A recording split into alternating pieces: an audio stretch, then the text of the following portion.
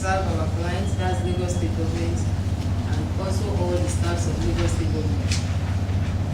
I believe we are having our people from General Hospital and the Hospital Service Commission amidst us. Alright, you are welcome. So this morning, we shall be talking more on our IGR, just like I said earlier.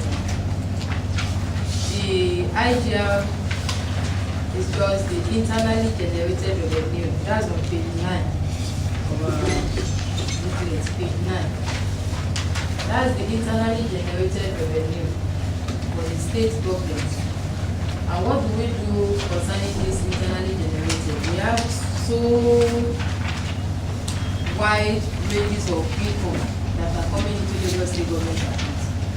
And these revenue are classified under the IGR. From our end here in Lagos State, we have so many companies, so many activities that are taking place. And because of these various activities that are taking place from our end here, what we have done to make our work much more easier and also to make the work of the Lagos State government staff also easy is to classify all these companies under various sectors. What do I mean by that? The activities of each company determines the group that they will belong to. Like hospitals, private hospitals, health centers, we classify them under health. And for banks, insurance companies, discount houses, we put them under finance. The trading, ventures, enterprises, we put them all under general sector. So that is the sectorial part of what we do here. We have been able to classify them so that when we are getting or we need any information concerning any particular company, the nature of their job, their activity will now lead us to which sector to look to. Just like the Lagos State government have sectorized their activities under agencies. That's why you can see that from the visitors, our friends that we have at Mr. here, we have you that are dealing in the health sector. So this morning, as much as we deal with the agencies, we also deal with private sectors too. I'm talking about the private hospitals, the pharmaceutical companies, we put them all also under health sector. And from our end here, I'm sure that most of us will know what we call payer ID. We all have payer ID. Do we have the ETCC card? Yes. Once we have a ETCC card, just beneath your picture, there is a number there. That number is your payer ID. As we have payer ID for individual, we also have for companies. And the ones we have for companies, we make sure that from our end here, we are not the one that generate this payer ID. This payer ID is generated on the platform of the Ebsrcm automatically when payments are being made at the bank.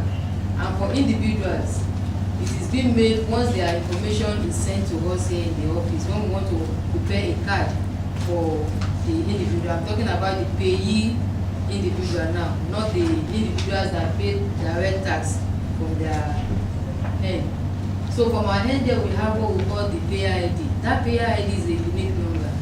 That number differentiates one person from the other. It gives information about an individual.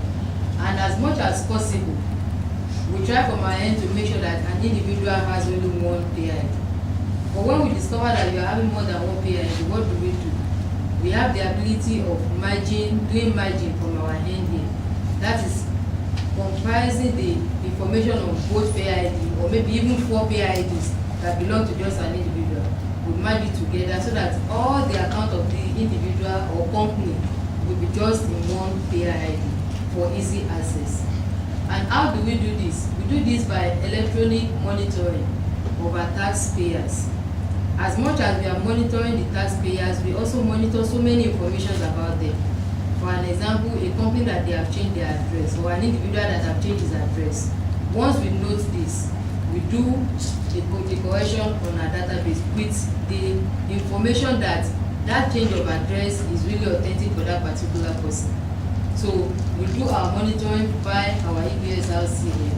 And also, there are some money that, just like last year, one of your staff complained that okay, they remitted a unclaimed salary after remitting it, they were not giving a receipt. They were trying to track down that payment. So from our end there, we were able to do that electronically to detect where that fund really is. Because as much as you are remitting back that unclaimed salary, you need an evidence, and you need an evidence that that payment is dropping back into the Lagos State government account. So we do all this by our gadgets, which have been put into place to make our work much more easier for us. We also do monitoring from TAMA level. What do I mean by TAMA? That is our tax audit unit. How do we do it, or what do we do from this unit? All the taxpayers, that's in terms of the accountants or companies that are not remitting as at when due, we compile their list.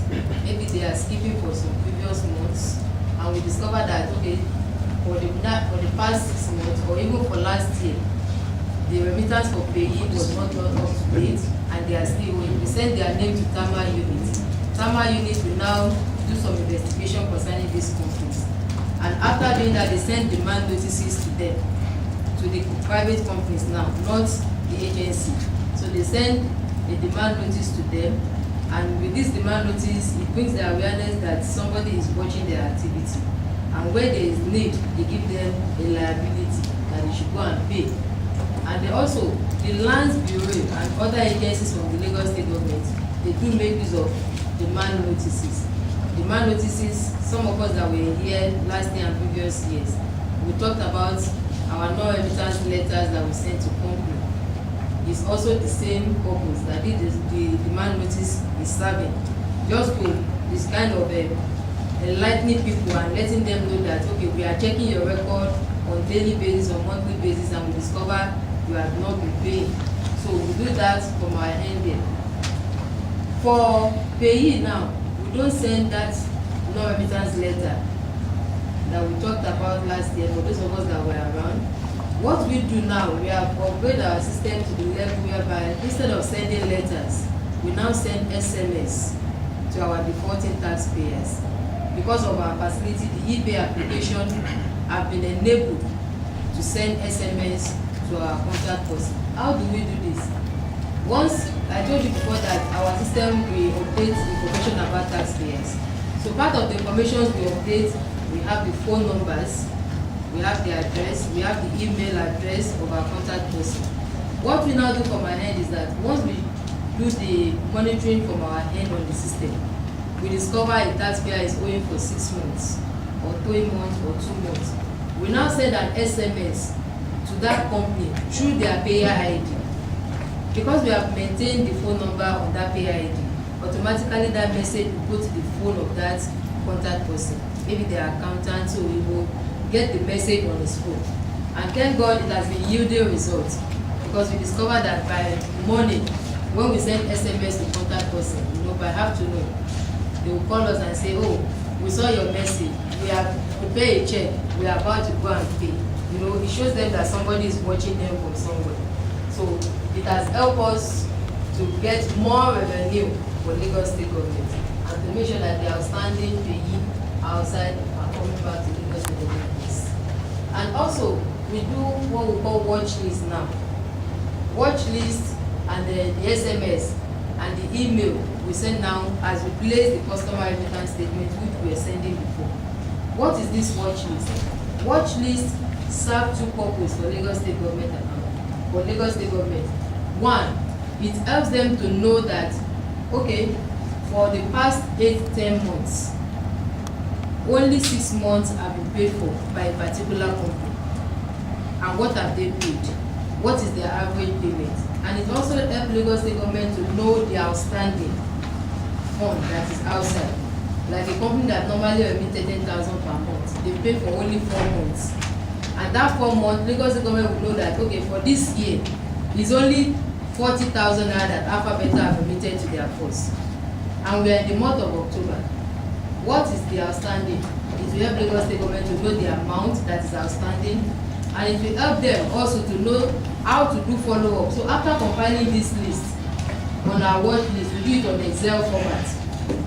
We put in the name of the company, the payer ID, the amount that has been paid so far, the average that is expected of that company.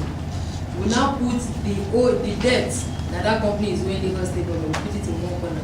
So we sum it up together and we send it to LRS for further investigation.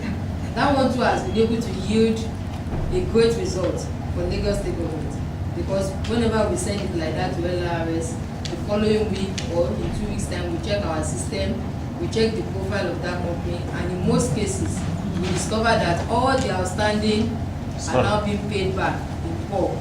So it has really helped Lagos State government